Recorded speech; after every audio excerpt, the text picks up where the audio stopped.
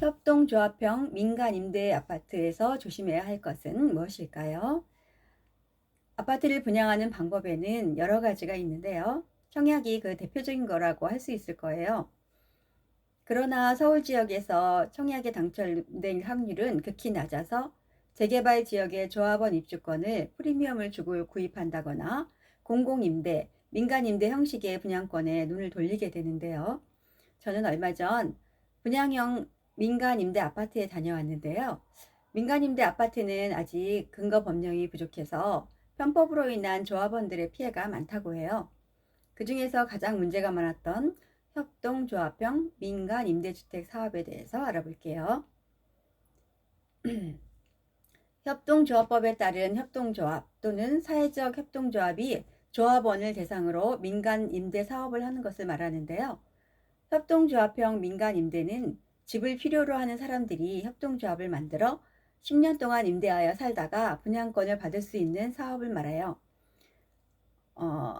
초기 비자금을 조합원의 납입금으로 충당하고 이후 주택도시보증공사 PF보증으로 임대아파트를 짓는 거예요. 조합원으로 가입하면 저렴한 가격으로 임대주택에 살다가 분양권을 받을 수 있는 장점이 있어요. 협동조합은 설립 사업 주체가 돼서 건설계획 초기부터 사업에 참여하게 되는데 2012년 강서구 가양동의 경우가 예비 입주자를 모집해 협동조합을 만든 거예요. 국내 최초 협동조합형 아파트는 비영리 목적인 사회적 협동조합으로 8년 장기 임대로 안정적인 주거 생활을 할 수 있는 국토부 시범 사업으로 추진한 공공지원 임대주택이라고 합니다. 국내 최초 협동조합형 아파트인 경기도 남양주시 위스테이 별내 사회적 협동조합의 경우 주민이 직접 운영하면서 일자리를 창출하는 등 이상적인 공동체 마을로 운영되고 수익금은 공동체 예산으로 활용되고 있다고 하네요. 취지만 봤을 때는 이상적인데요. 실제로 성공 사례보다 안타까운 경우가 발생해서 피해가 많고 사업 구조상 불가피한 허점이 있다고 하네요.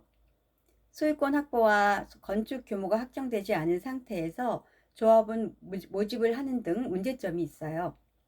이런 이유로 국토부에서 2020년 5월 27일에 협동조합형 민간임대주택 사업을 투명하고 조합원의 재산권을 보호할 수 있는 관련법 개정안을 시행했는데요.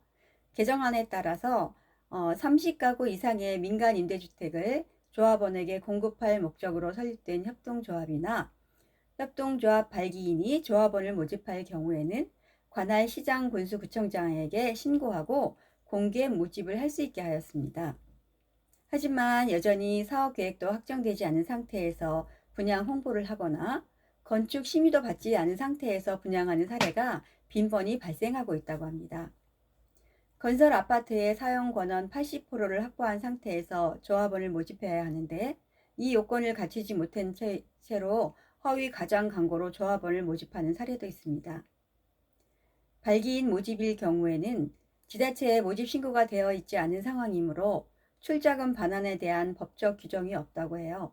따라서 관할 지자체 건축과에 해당 사업 여부와 세부 사항을 꼭 확인해 보셔야 합니다.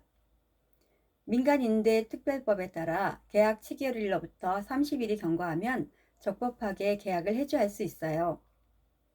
모집 주체는 청약 체류 의사 도달로부터 7일 이내에 예치기관에 가입비 반환을 요청해야 하고 예치기관은 요청일로부터 10일 이내에 신청자에게 가입비 등을 반환해야 합니다. 발기인은 조합원으로부터 받은 가입비를 은행이나 보험회사 등 별도의 예치기관에 예치하도록 하고 이를 다른 금융자산과 분리 관리해야 합니다. 사업이 모두 실패하는 건 아니지만 사업 주체가 조합원이기 때문에 문제가 생겼을 때 피해는 고스란히 조합원들에게 돌아가게 됩니다. 만약 사업 진행이 안 되면 조합원들의 가입비 투자금 등에 반환해 정확한 근거가 없어 조합원들은 주택은 고사하고 시간과 돈만 낭비하게 됩니다. 따라서 협동조합형 민간임대 아파트를 분양받고자 할 때에는 신중하게 고려해서 접근하시길 바랍니다. 감사합니다.